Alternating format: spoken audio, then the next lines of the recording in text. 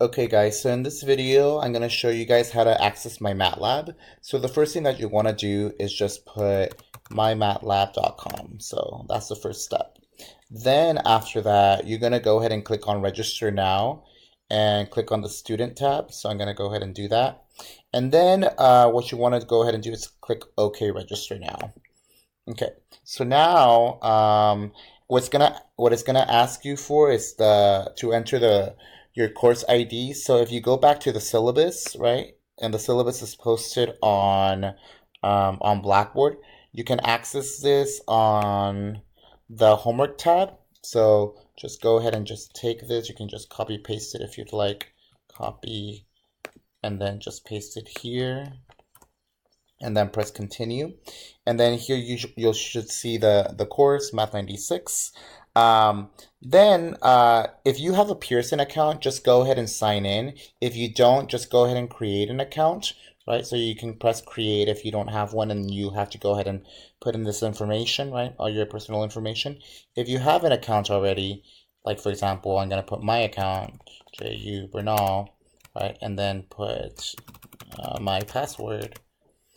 And then what you'll see is that it's going to either say use an access code. So if you purchase the access code from the bookstore, you just go ahead and click on this, click on access code, and you can go ahead and put in that really long thing that they have here. So they provided an example. If you don't have the access code, you can go ahead and just pay for it here, right?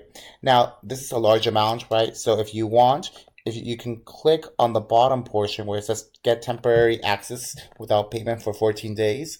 What this will do, it will give you 14 days trial, so you can just access MyMathlab for free. So you can click on this, and then it says, are you sure you want to use temporary access?